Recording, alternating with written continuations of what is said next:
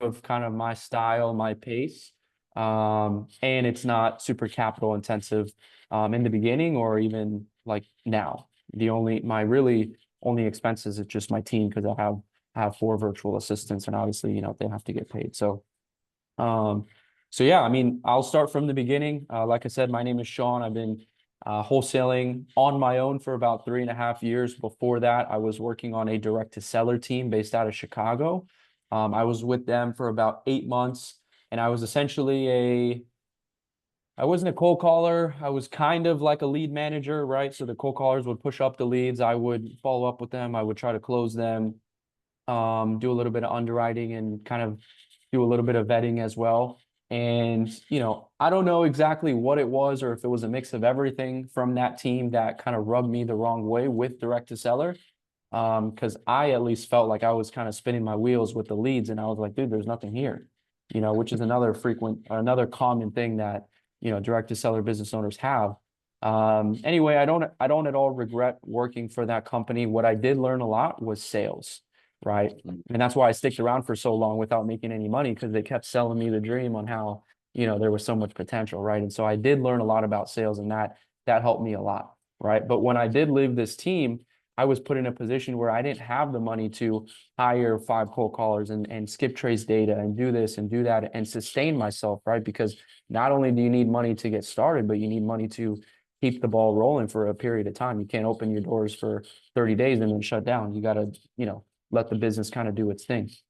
And so I was exposed to this agent outreach method, this agent outreach model a little bit before in the past by a gentleman named Jamil Damji. Some of you guys may have heard him.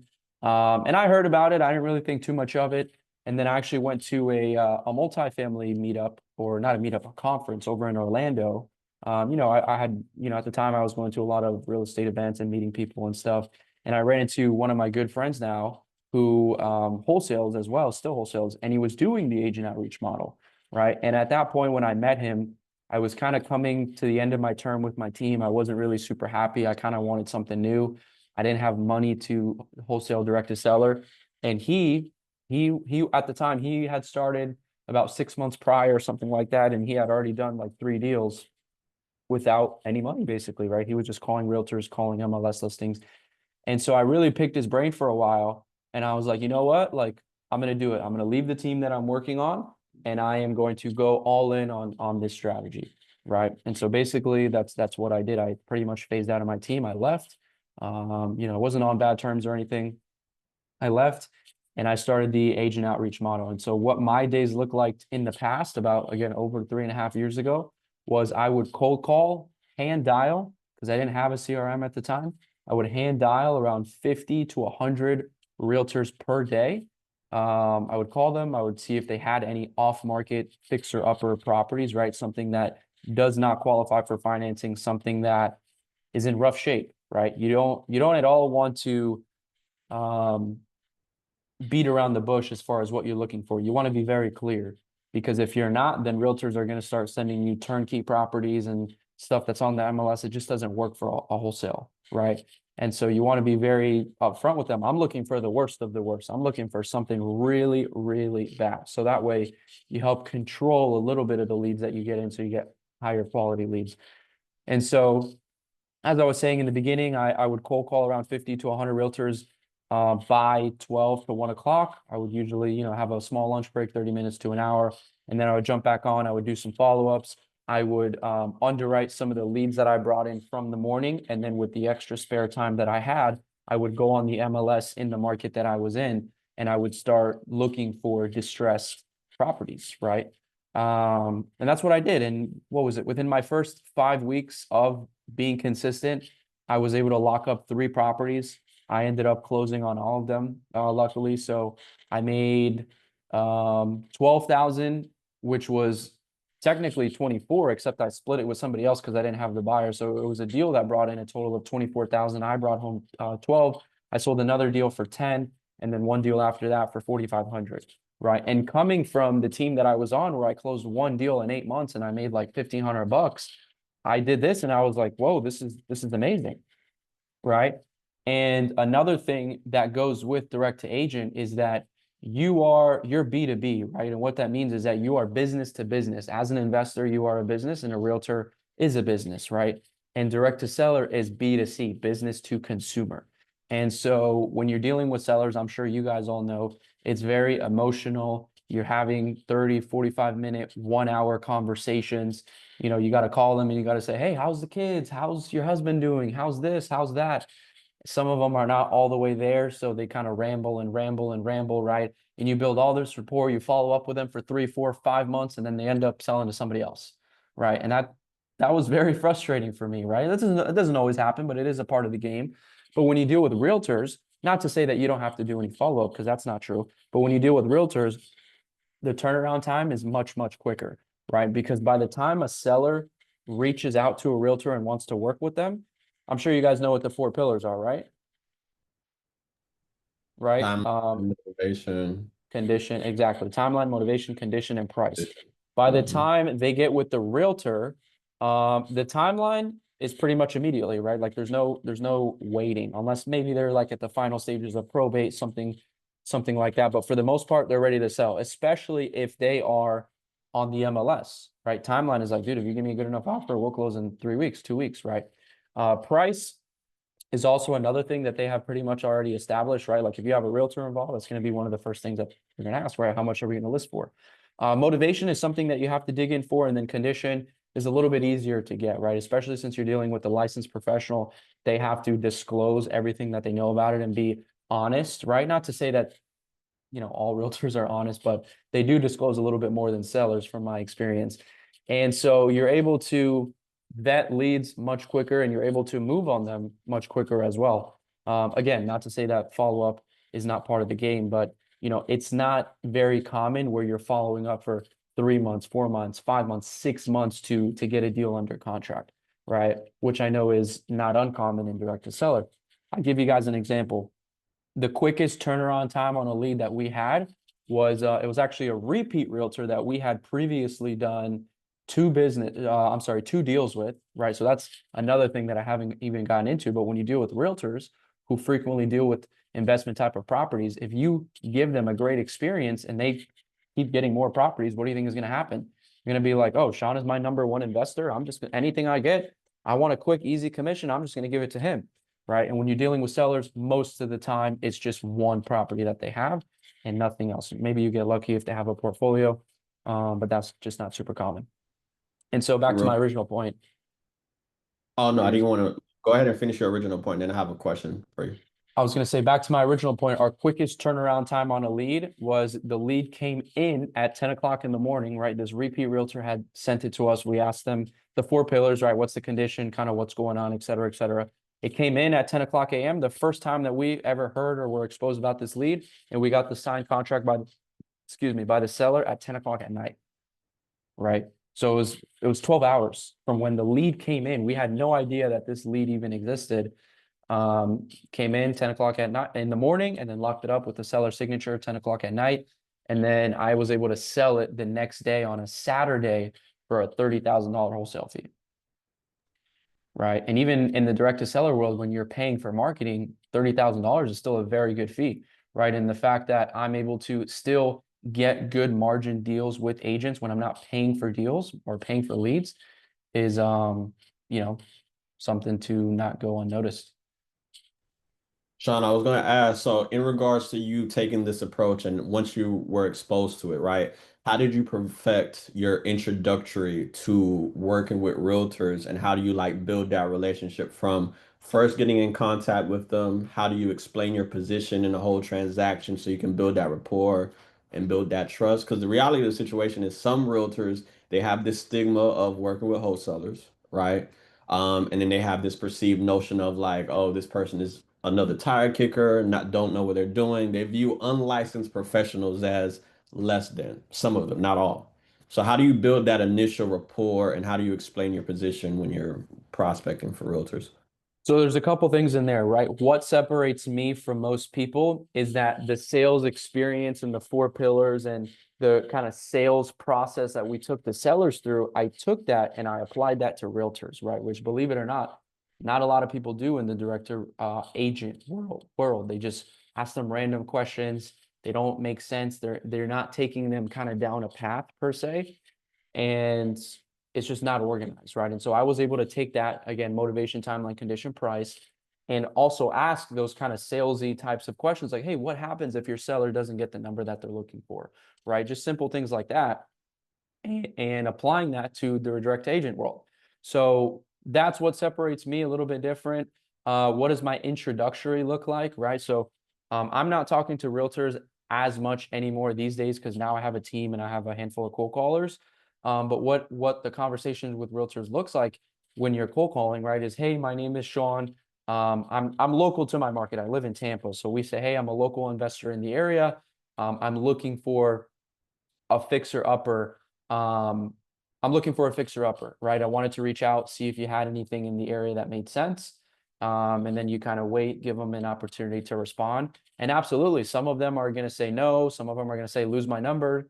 But more times than not, we're able to build that relationship, right? And um, since you are an investor, some realtors understand that the investor world is more direct, right? Like not all investors have a realtor to represent them. So just because you're not a licensed professional doesn't mean that in this scenario they kind of disregard you. Although some realtors do, but it's not as common as you may think, right? And so again, we kind of just plant that seed. Hey, I'm a local investor in the area. I just wanted to reach out, see if you had anything coming up that may be a good fit. Most of the time, they're not going to have anything, right? Just like when you're cold calling sellers, not everybody is extremely motivated on the first go around. So then you just say, hey, is it cool if I send you a text with my info? So that way I can kind of be an extra resource in your back pocket whenever you do come across something, right? And then that's where the follow-up comes into play, right? Because you planted that seed, which is great, but now you've got to consistently follow up every handful of weeks, right? So that's when very important CRMs that have like all of this automated is very important. And that's pretty much it, right? And then once your automations start going out and once you start getting leads come in, a realtor will send, hey, I've got this address. Let me know what you think, right? 123 Main Street. Okay, then we immediately jump on the phone with them and we start to take them through the process. Hey, what's kind of going on here? Every property has a story. What's the story here, right? Oh, well, this is the owner died and now the kids have it and the kids don't want it and the house was abandoned for 10 years and they don't want to fix it or anything. They just want a cash offer. Okay, great. So the house was abandoned, so we know that the kids inherited it, right? I love inherited properties because the kids, 9 times out of 10, they don't care. They're just like, I don't care what we get. I just want the money. I'm not worried about squeezing every penny out of it. Just get rid of it, right? Versus somebody who's owned it for 30 years and they're worried about every dollar that they can get out of it. And so we take them through the 4 pillars, right? And when you ask that initial question, that usually kind of gets you to the motivation. Then we go through the timeline, right? Most of the time, the timeline is pretty quickly, right? They don't really want to delay. So motivation, timeline, condition. If they do know about the condition, sometimes realtors are like, hey, I don't really know anything. You kind of just got to figure it out yourself. So then we'll kind of get boots on the ground. I'll go over there since I'm local, or I'll send somebody out there, kind of get an idea of what's going on. And then price, right? Price is something that we usually bring up very last because obviously when you bring up money and price, there can be a little bit of friction. So we use all of the other questions and that part of the process to build rapport and kind of lower their guard, right? Because if I call you, hey, I saw that you sent me 123 Main Street. How much are they asking for? 200? Okay, do they have any wiggle room? Right? What's the lowest I can get it for? Rather than building that rapport, building that trust, like, hey, I'm a local investor, I have experience. You guys are looking for 200. Okay, seems a little bit high, but let me see what I can do. Oh, okay, well, the seller's also willing to negotiate, so let me know what you're willing to do, right? And so that's another kind of very small thing that we do is we bring up price at the very end, because it gives us that opportunity to build rapport, build trust, and then really get the real price, right? Because they have like a a fake price and then a real price. What I mean is like, oh yeah, 200, right? And that's kind of they're just like throwing it out there and just seeing what they can get rather than, okay, realistically, I'll probably settle for 160, right? Um, and um, and yeah, I mean that's pretty much the meat and potatoes of it. It's not something that's overly complicated. Instead of reaching out to sellers, we reach out to realtors. We follow up with them consistently. And even the contract process and everything is is similar or even easier, right? Because when you have a realtor involved, it's actually they write up the contract like 99% of the time. And it's better that they do anyway, because if I bring in my own investor one-sided contract and fill it out, then the realtor is going to be like, oh, I don't know. I got to put it in front of my broker. I got to review it, this and that. And then it's just more friction. And so it's better if the realtor writes it up because they know everything that's on there, right? I don't have the opportunity to sneak something in there because they wrote it up. They send it to me for signatures. They send it to the seller for signatures. They're following up with titles sometimes, and then we just continue to move along, right? So that's another small thing that the realtor pretty much does all the paperwork. And we use the Florida approved as is FAR bar. And the only thing that we need to be able to essentially assign that contract is that there's a paragraph, what is it, paragraph like 13 or something, that has three abilities to assign. So assign and waive liability, assign and not waive liability, and not assignable. And as long as we get any one of those two assignability check boxes checked off, then we're good to go and we can assign it no problem. Sweet. Um, and I was gonna ask a quick question in regards to your strategy in regards to, okay, you reach out to them, you build the rapport, you take them through that sales process. Do you reach out to them after you already have a buyer in mind for, a particular area that you're prospecting? You mentioned that you're local to Tampa. So like how do you engineer the sales process of making sure the deal gets sold? Do you already have a buyer's list? Do you prospect beforehand, or like how do you do it? Because a lot of people have the question of, well, do I talk to sellers first and then look for buyers, or do you specifically reach out to buyers first and then kind of already know where you need to be at? What's your particular process of getting deals sold? Well, that's a great question, and that's a very important topic to talk about before, automatically jumping in the game. And I would say this because it's not unwise necessarily to want to have buyers lined up first, but you also have to realize wholesaling is there's two sides of the coin, right? There's two different battles. You got to the first battle is locking up the deal, and the second battle is selling the deal, right? And they're essentially two completely different businesses. And so what I did in the beginning, my first, I don't know, 15 deals, I was only focused on the acquisition. I was only focused on locking up deals. And the reason for that was because I had good relationships in the market that I was in, that I knew that if I had a deal, that I had the JV partners, the dispo partners that would be able to help me get it across the finish line. Right. And so that's what gave me confidence in locking up deals without necessarily having a buyer ready to go, is because, hey, I knew that there's guys that I have relationships with that are doing, 50 plus, 100 plus deals a year. And if I have something that truly works, that they're going to be able to sell it. Right. And that's what I did, right? And I would go to them for help, right? Hey, I'm in this scenario, I don't know what to do, or this is what they're asking. What should I offer? Right. And so it gives a little bit more support also on some underwriting. Because if they're always dealing with buyers and they have a close pulse on the market, they should know where deals are going to sell out, where they're going to trade at, things like that. So to answer your question, what I did is I didn't have buyers directly, but I partnered with people that did, and that's how I was able to pretty much build up capital and scale, and then eventually build my own buyers list. But that wasn't the first thing that I was necessarily worried about. Gotcha. Sweet. And then I think Amber said something about your daily schedule. What's your process to follow up with realtors? How often do you reach out to them?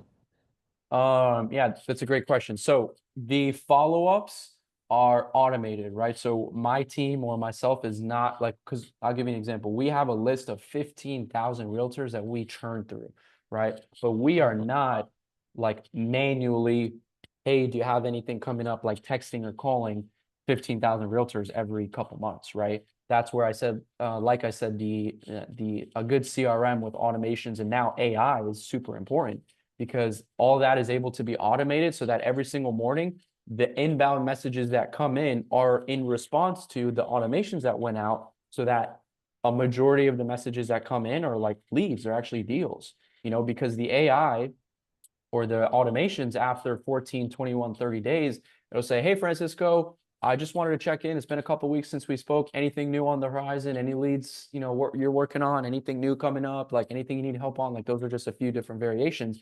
And then Francisco will say, you know what? I actually do have a lead, right? Or maybe I don't. And then the AI will like automatically categorize that conversation. But to answer your question, how often are we following up? It's anywhere from like 21 to like 45 days, right? And if we have super hot leads and we are like, you know, following up with them more frequently over the phone, stuff like that. But yeah. Sweet. Go ahead, Carla, and then we can go with Amber. She has another question. Okay. All right. Sean, now you're talking about houses. Have you used this method for land? And if Yes, you have, what's the difference? I have. So it's not much different because it's really a plug and play, right? Although my bread and butter is single family houses, I have wholesaled probably like 5 to 10 houses this year, or I'm sorry, pieces of land this year.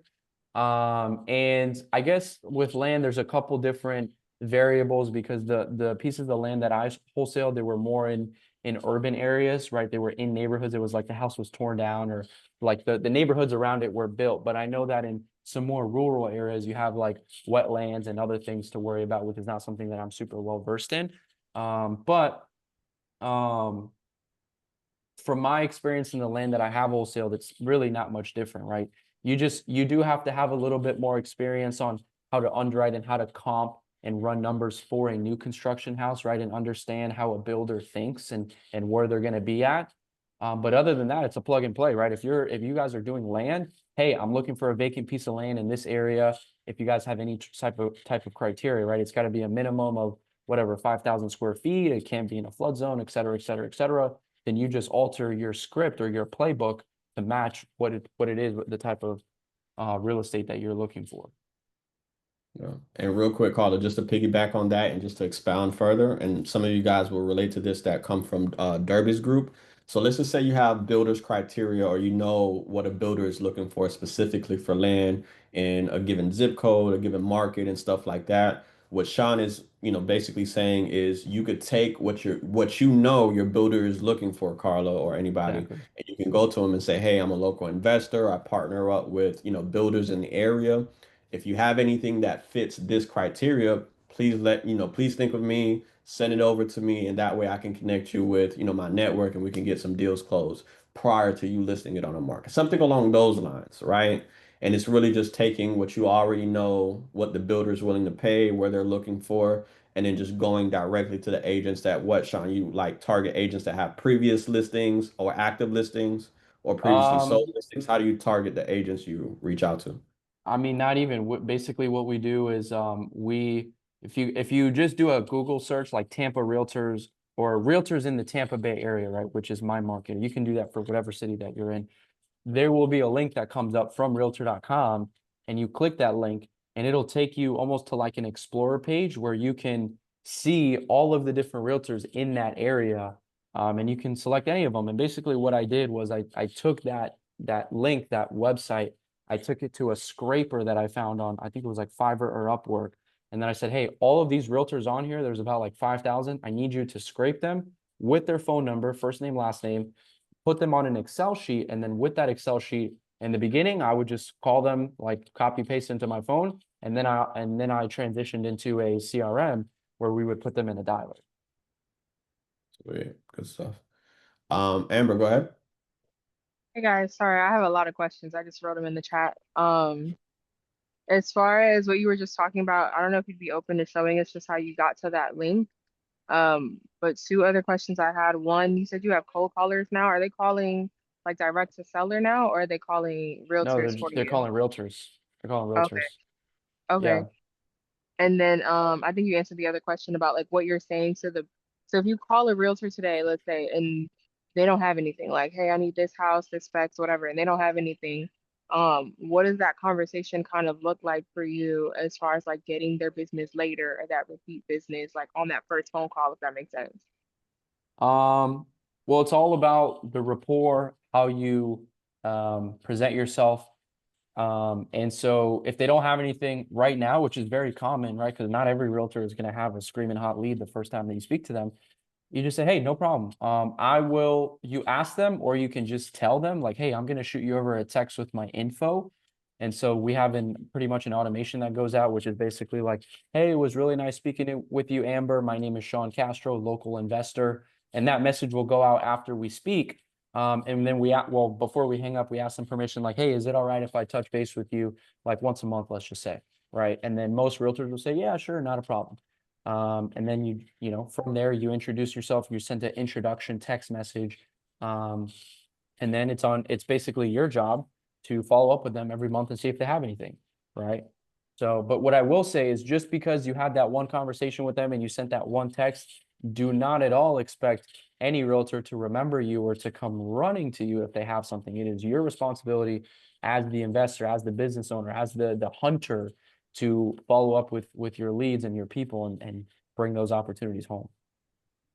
Makes I sense. mean, Okay, same thank thing you. with direct to seller, right? Like very rarely are you guys the only investor reaching out to these sellers, and it's your job to make sure your follow-up is on point, your numbers are on point, your touches are on point, etc. All right. Okay, thank you. You're welcome. Would you be Good. open to showing us how you pull that realtor, like that link to finding the realtors? Yeah, I got my screen pulled up. Can you guys see it? Mm-hmm. So very simple. So, realtors in Tampa, Florida, right? And then this one for me is the first one that came up to realtor.com link. And then you just put in whatever market you're in, right? And then boom, here is Nancy Pruitt, the Duncan Duo team, Tony, Molliana, and it just goes on and on and on. And there's like, wait, there's 400 here or so, or even more. There's hundreds, if not thousands of realtors on right on here, right? And I definitely would not recommend like going one by one and putting them in a spreadsheet. I don't think that's the wisest use of time. If you guys do have the resources, reach out to a skip tracer. I'm sorry, not a skip tracer, like a scraper on Fiverr, right? Same thing. Just go to fiverr.com, look for a scraper, and you could probably get this data scraped anywhere from $50 to $100, which is not that bad in comparison to how long it will take you to go through all of these records, put them in a spreadsheet yourself, and then reach out to these people, right? So like, for example, I can click on any one of these people. Sabria, hopefully I said that correctly. Here's her first name, last name, the broker that she works for, and then her phone number is right here, right?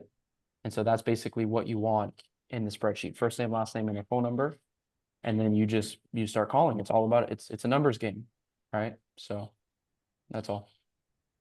Do you reach Hey, out to any specific realtors? Like, if that makes sense, like for us, for example, we're looking for land for the most part. Would you suggest looking for realtors who have dealt in land before, or would you call everybody? Land is a little bit more specific because I don't only do land, right?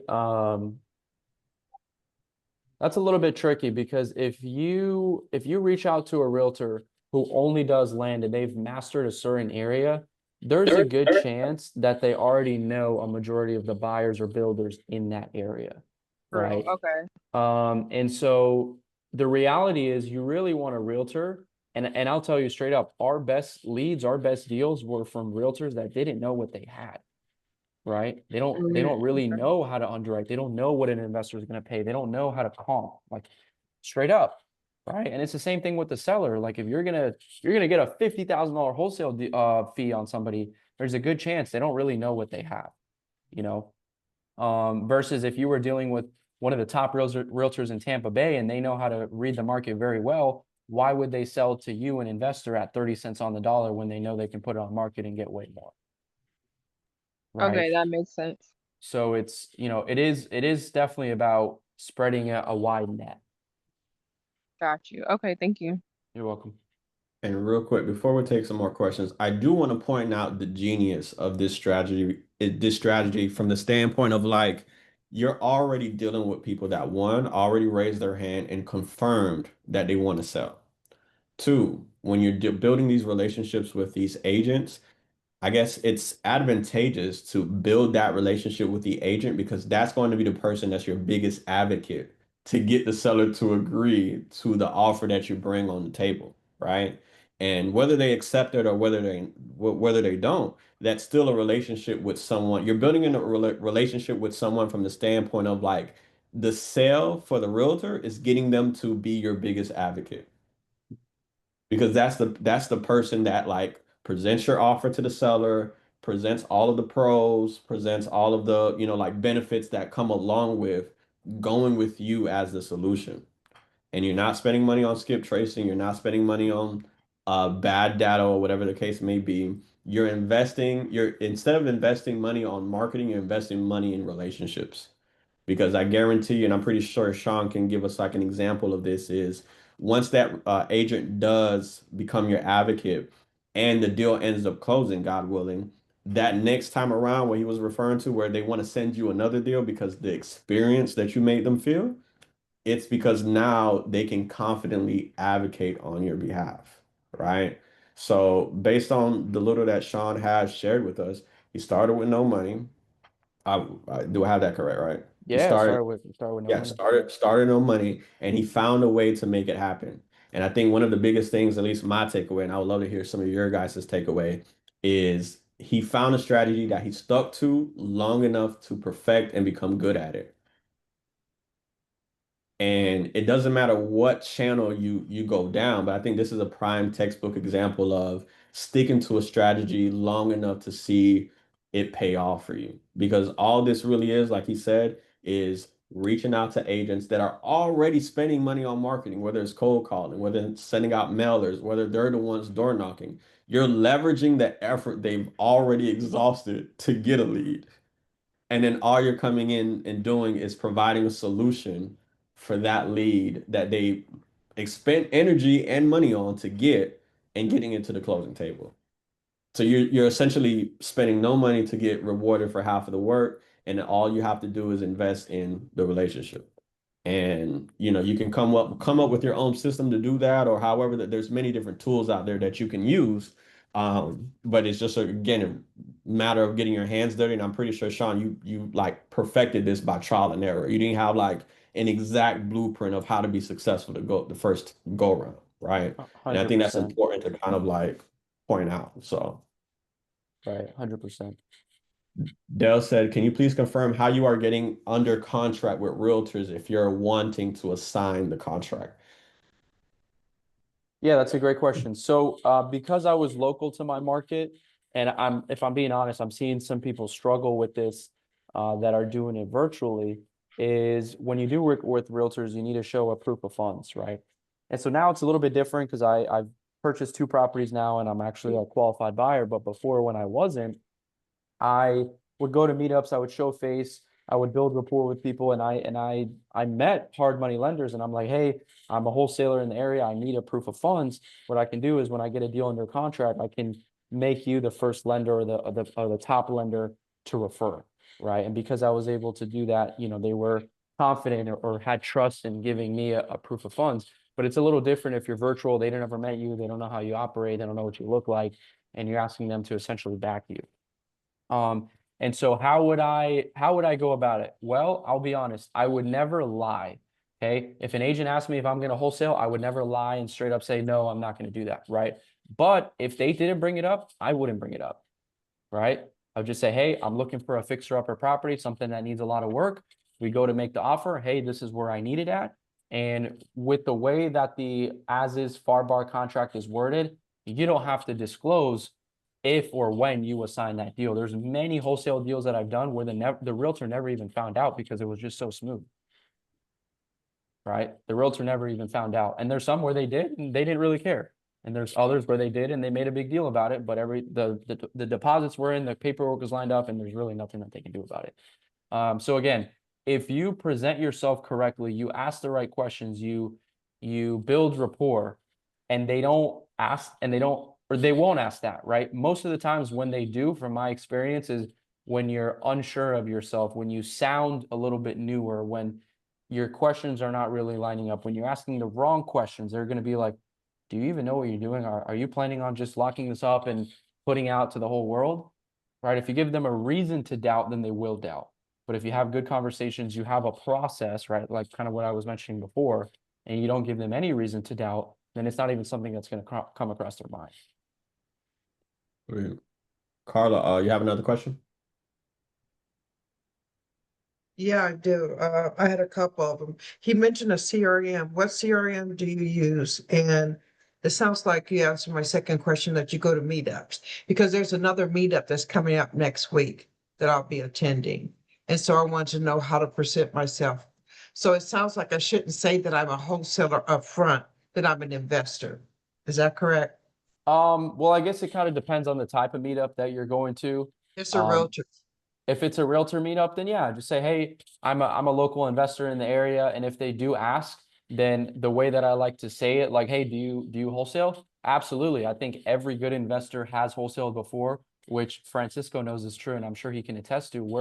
We're in a Okay. group with many very savvy investors, and if they have the ability to wholesale, they absolutely will, right? So I like to say, is it something that I've done before? Absolutely. I believe every good investor has wholesaled, but it's one of the many tools in my toolbox, right? And that's what it is, right? Being an investor is not only being a one-trick pony. And Yeah. then the other one was, what CRM were you using? And then how did you find scrapers on Fiverr? You just put in scrapers, or is there a different name for that? Yeah, The so type of person that does to that. answer your first question, when I first started, I was using Podio, and I was using the free version of Podio, which didn't cost me anything, right? Because I mentioned that I didn't have any money to start with. So Podio is a great CRM. It's very basic. You don't have things like a dialer. It's mainly one place, one database where you can organize and have your data, right? And then now what I currently use is Go High Level. It's a little bit more advanced. It's one of the more popular CRMs amongst wholesalers and many other businesses, but it is a little bit more pricey. It's around $97 a month plus your texting, SMS, and calling fees, right? So depending on how much volume you do, that can range anywhere from 20 to, really unlimited, again, depending on how many calls and texts that you're sending out. But then a CRM like that, I don't know about Podio because it's been a while, but a CRM like Go High Level, you have unlimited ability to do automations and integrate ChatGPT and AI and stuff like that, right? I don't know if Podio is able to do that. It's been a long time. But once you start to scale, those things are very important. Yeah. And real quick, I always say the joke that Go High Level is what Podio should have been 5, 10 years ago. Because there were Yeah, there were people that they spent a lot of money to build out Podio because you had to like mhm, duct tape it together.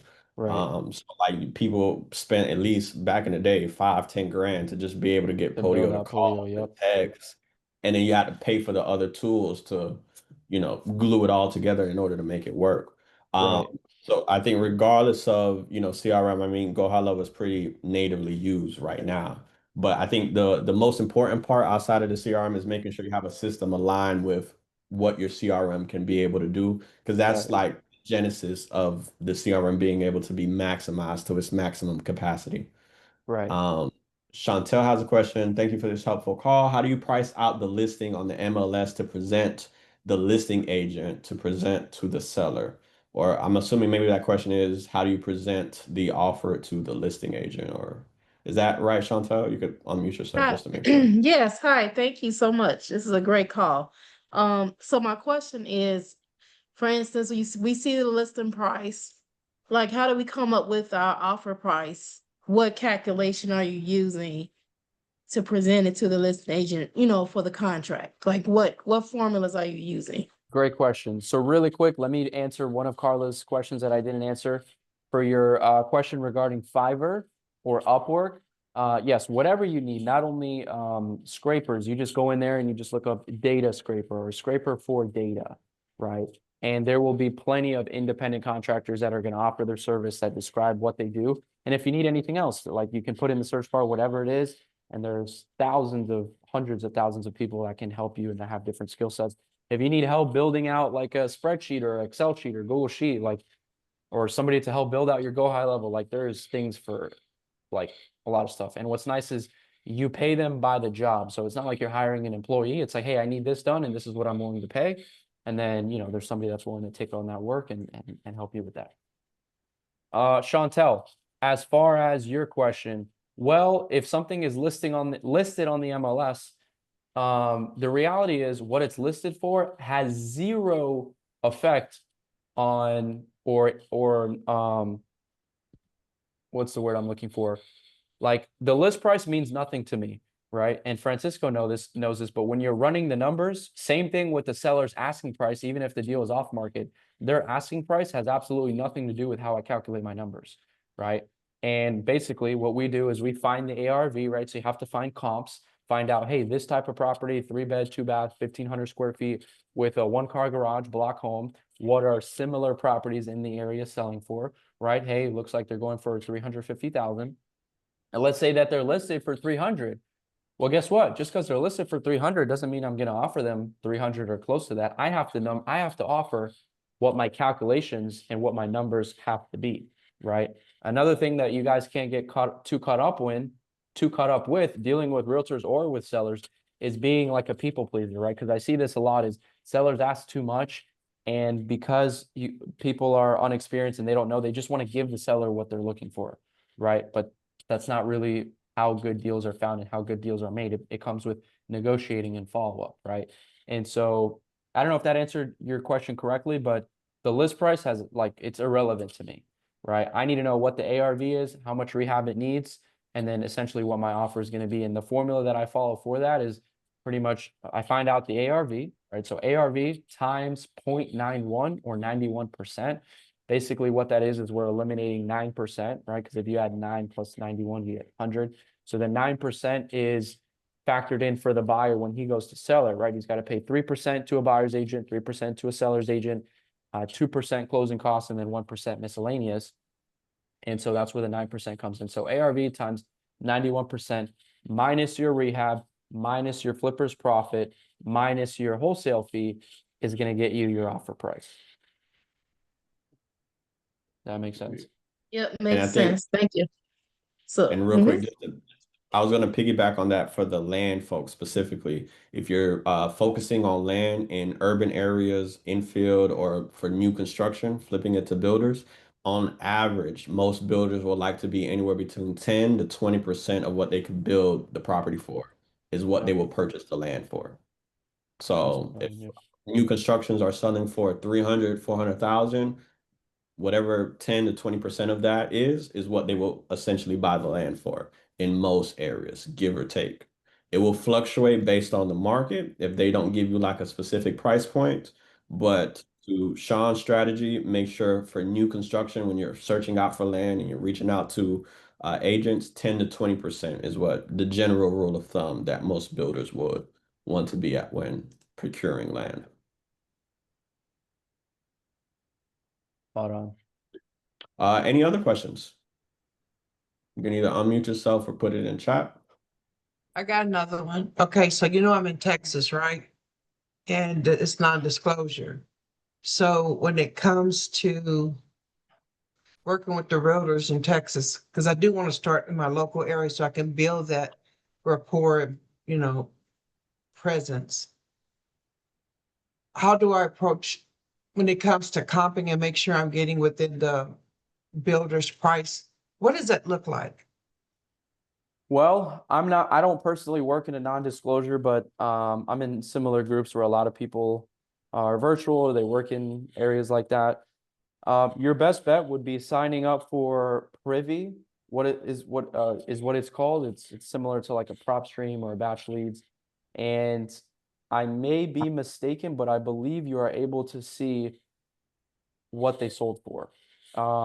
If not, it might be worth it to kind of partner up with somebody or build a great relationship with the realtor and offer them money or some sort of value in exchange for like a login or a sub account to their MLS, because the MLS will show you what the property sold for. And that's super, super important, because if you're not able to see what comps and stuff sold for, then like that's super difficult. And so, but with Privy, you would have to double check that. You might have to link your realtor number to Privy to see that. I'm not 100% certain. But it might be worth linking up with another investor who has MLS access, or partnering up with the realtor who's open to something like that, or even maybe getting your own real estate license if it's something that becomes too big of an issue. But that's what I would have to say. I also have a quick question in regards to, I feel like in this line of work, reputation means a lot, right? And I think that's very important from the standpoint of like, you never want to make sure that a transaction ruin, one, your reputation, and then also a relationship that you kind of work to build. So can you tell us about like any situations that you may have found yourself in where you had to make the choice of money over reputation or reputation over money? Like, can you explain? Because I'm pretty sure I can imagine that happens. It may not happen frequently, but if it did ever happen to you, can you explain how you kind of made that decision? And then what was your solution to rectify it, if any? Um, Let me see. I'm trying to think. I mean, there's been plenty of times where, let's say I got a deal under contract, I sold it to a buyer, and I was only going to make, I don't know, like 4,000 bucks, right? And I wanted to go and try to renegotiate with the seller, but I knew that that was going to make me look bad. That was going to make the realtor look bad in front of her client. So I chose not to.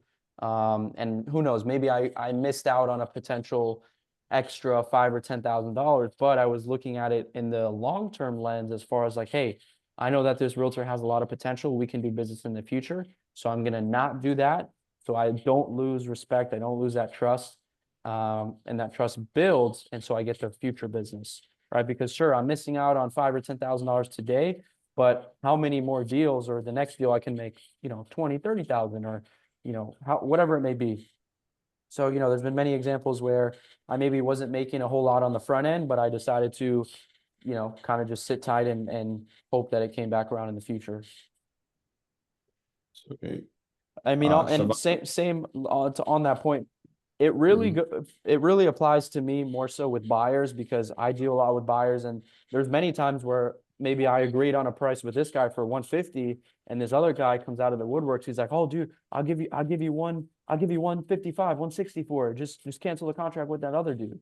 Right? That's happened to Oof, me much more with buyers that's tough. than with realtors, right? But considering that I am local and I'm in it for the long run, your word is worth more than gold, right? And so if I already verbally agreed, like, hey, we've got a deal at this price, even if there's no EMD yet and it was recent, like even if I just got off the phone with you and there's no EMD, we don't have a contract. I'm gonna go with you. I will give you like a cutoff, right? Like, hey, if you don't sign this contract, you don't put in EMD by 10 o'clock tomorrow, then I'm going to go with this other guy, but I will honor my word, even though this other guy is, offering me five or $10,000 more. Right. Um, Wait. and yeah, I mean, I would say it happens more so on the buyer side. And it's tough. It's tough, right? You're passing up on the extra five or 10,000, but it's worth it to do good business and worth it in the long run. So, because this world is very, very small and word goes around very, very fast. So Wait.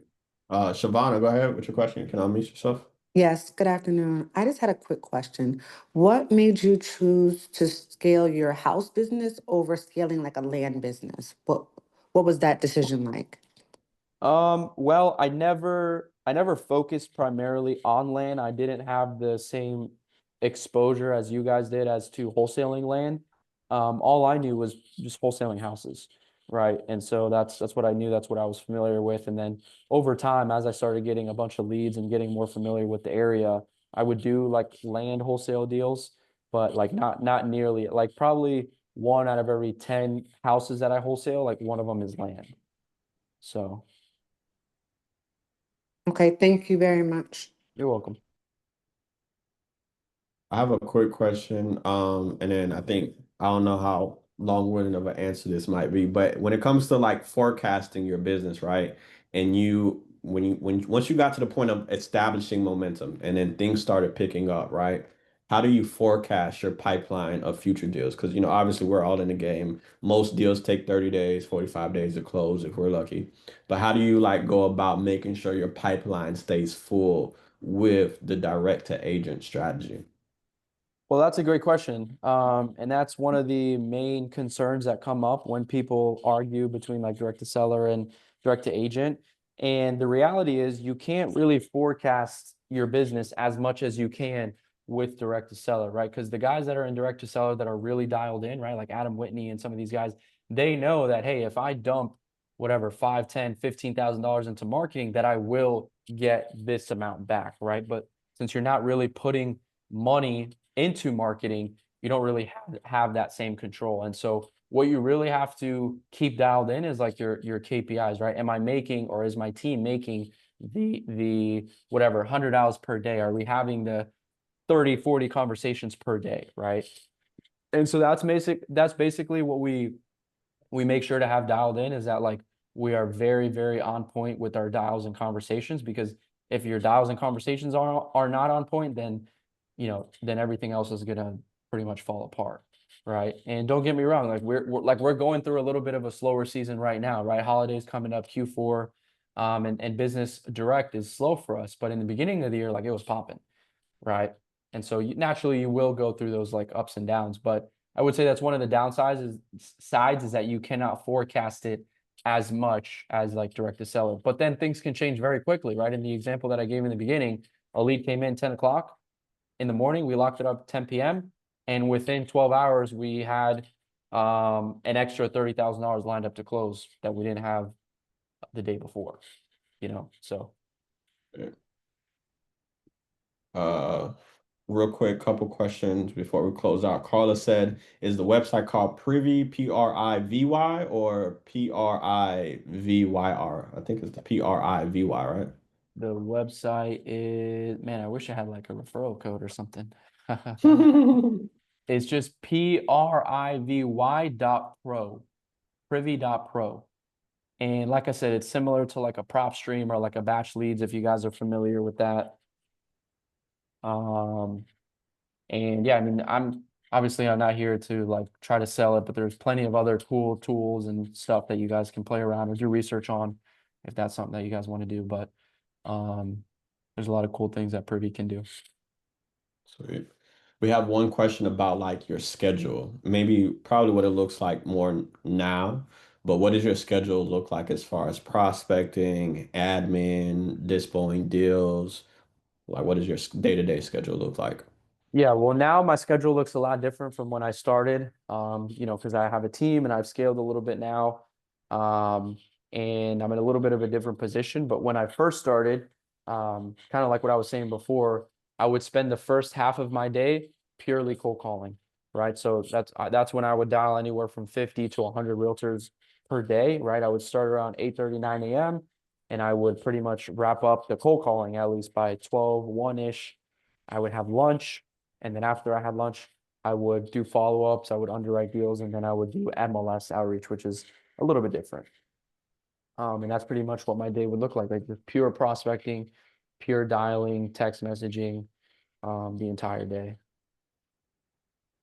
Raj asked, do any agents want you to sign with them exclusively? How do you get around that?